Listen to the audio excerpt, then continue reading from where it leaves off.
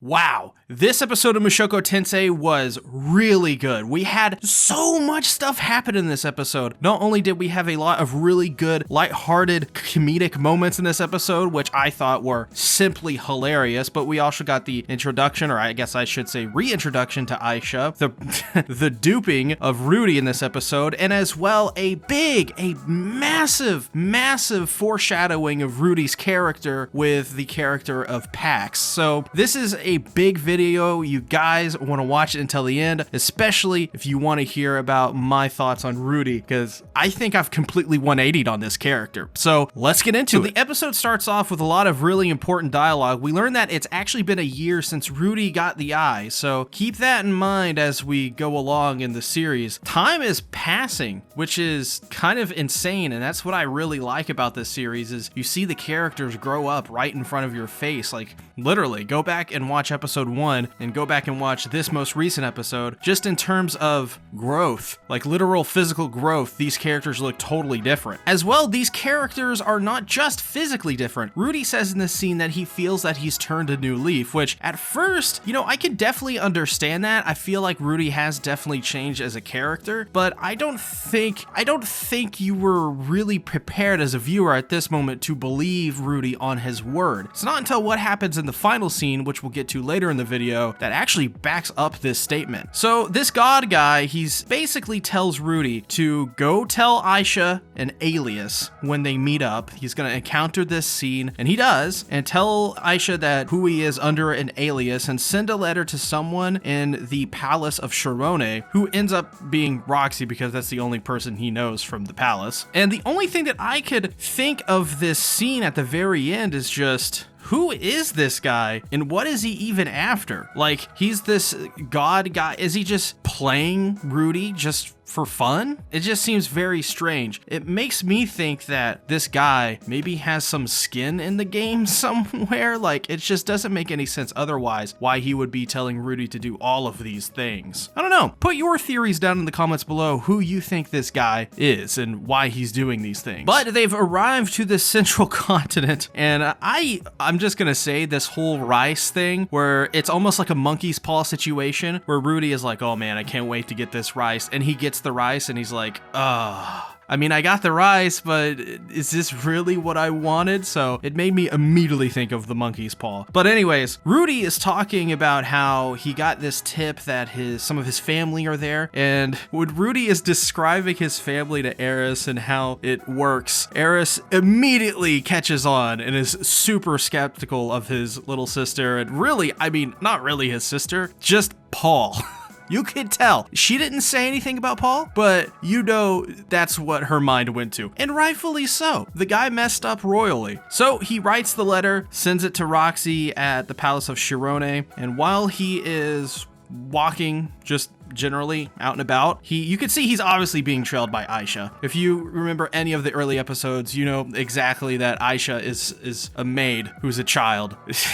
I think the next episode is actually called like the story of my maid sister, or the birth of my maid sister Aisha, or something like that. But anyways, Aisha as well is being tailed by soldiers, and they take Aisha's letter, and well, Rudy hears this and is like, oh, this is the scene that's what's going on here. So he takes Aisha. Apparently they're palace guards. We'll see them later again in the episode, but he takes Aisha and they literally launch out of there. He uses some of his incantationalist magic, creates a pillar from out of the ground, launches himself up in the air. Really cool scene, beautifully animated, by the way. And this is our introduction to, or I guess reintroduction to Aisha. I think like everybody that watched this episode, my opinions on Aisha is this. She is adorable and definitely really smart for her age, which is something that Rudy in this next upcoming scene really figures out pretty quickly. So Rudy tells Aisha his name is, I believe, Shadow Moon Knight, and Aisha thinks he's really cool. That name is just really, really cool. And we figure out that Aisha wants to send a letter to her mother, which is quite adorable, which is very good for Rudy because obviously Rudy needs to find the rest of them anyways. So to figure out that, if Aisha and Lilia are safe, that crosses a big checklist off his list, right? We also learn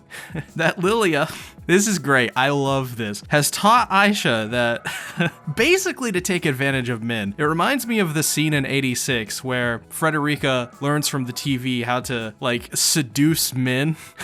Even though she doesn't understand seduction in the least because she's like 12 or whatever. But it reminded me of that scene. But Aisha was taught by Lilia to basically just beg and beg and beg, and men will take care of the problem.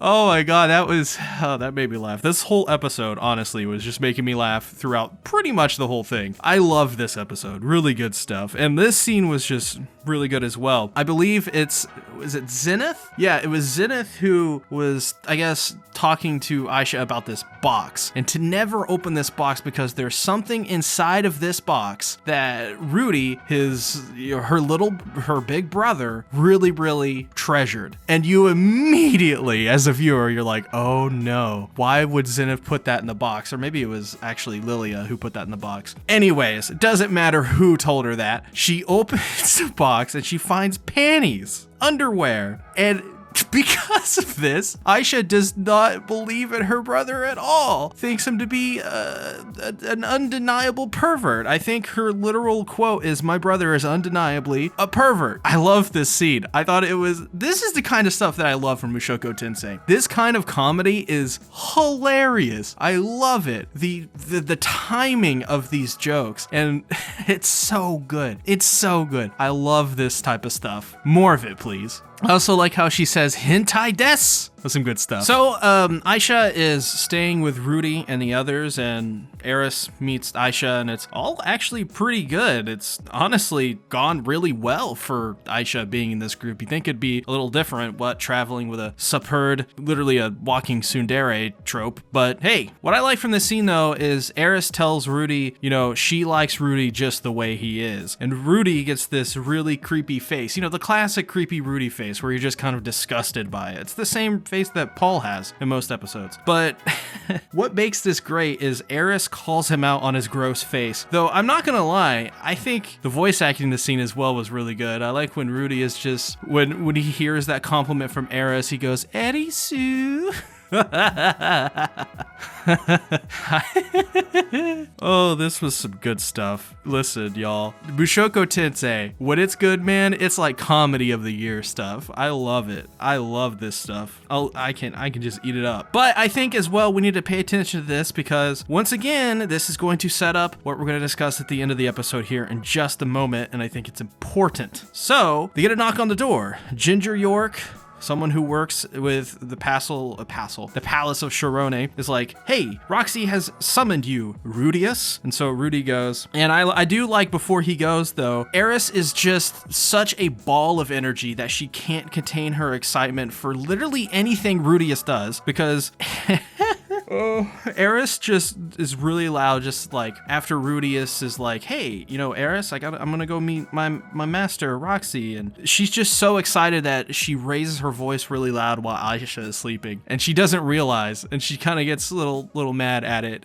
Man, this is why Mushoku Tensei is so good at character writing, because while Eris has changed so much, she still remains generally the same person, and some bad habits like having a loud voice is still something that she has to deal with, and that's cool. I like that kind of stuff. It's very consistent with her character. As well, there's this this scene where they're all sleeping together. Rudy, Aisha, and Eris are sleeping together. Aisha is in the middle. And Eris is eating Aisha's hair like a noodle while she's sleeping. And it's just, oh my god, the animators had a fun time with this episode.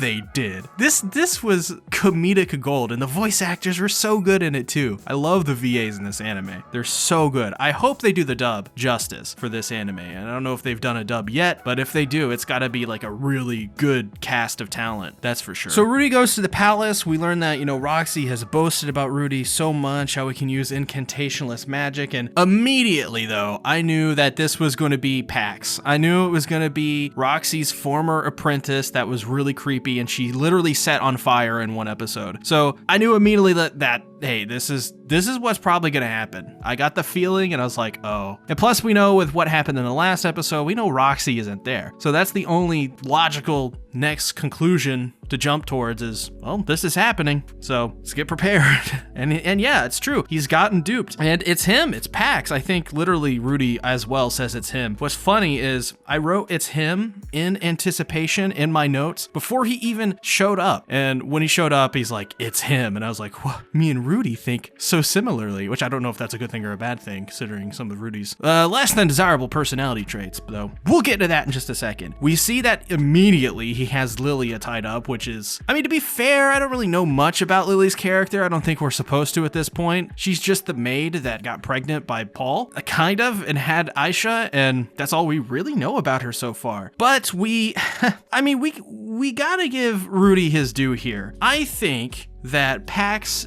when in one of the episodes, I think it was Vera, said that Rudy was the enemy to all women. Nah. Rudy's bad. Don't get me wrong. Pax, now that's the real enemy to all women. Rudy is like a disciple of evil. Pax is the ultimate evil. I'm gonna call him the bastard Pax. If you get that reference, then put it down in the comments below what you think I'm referencing. So Pax traps Rudy in this underground dungeon thing that I think created to trap Roxy, which I don't think he thought any of this thing through, because he's just like, yeah, I'll just put you in there and somehow Roxy's gonna hear about it and she's gonna come and try to rescue you. And none of it crossed his mind that is a terrible plan and will most likely never work, because you have to put out the word. And apparently it seems like this Pax guy wants to do the R word to Roxy and make her bear his 5 children, and it's just really creepy. And at this moment, I realized Pax is what Rudy is not. He is an example that I think the writers know what they're doing with Rudy. And what do I mean by that? I mean that Pax is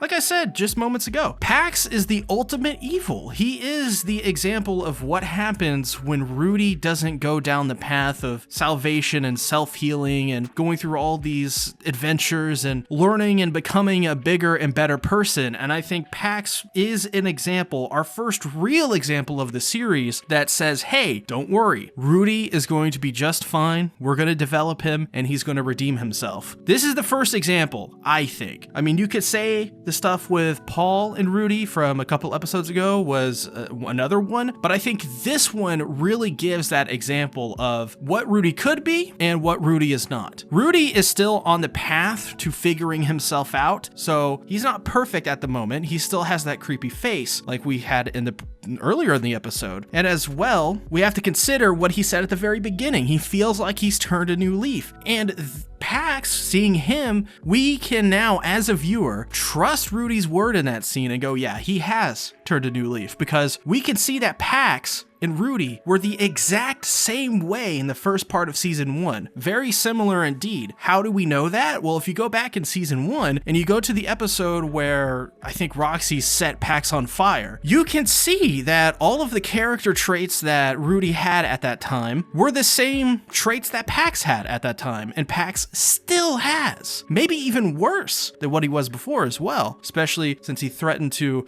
R word Roxy. I don't want to get demonetized. That's why I'm not saying, the actual word. Because apparently if you get really if you get to a certain, oh my God, my alarm's going off. No, let's not do any of that. Apparently get to a certain size on YouTube though, if you do say stuff like that, you get demonetized really easily. And if you're a small channel, you don't get demonetized as much. It's very strange. I don't know how that works. It's not very fair, but here we are. But anyways, so if you're wondering, is Rudy like this bad person still? Well, he's not. I would say he's an imperfect person. He is a flawed person, but I think he's clearly on the path to self-redemption. And I think this is what this episode really shows in a nutshell, is that Rudy has grown quite a bit. I mean, the whole stuff with the panties thing, he's ashamed of that, guys. He literally says in his inner monologue, he's stating it as if it's embarrassing that he thought that way. This guy, in the reality, he's like a 40-something-year-old man at this point. He's ashamed of that. He realizes the wrong he did. He realizes how cringy that was. So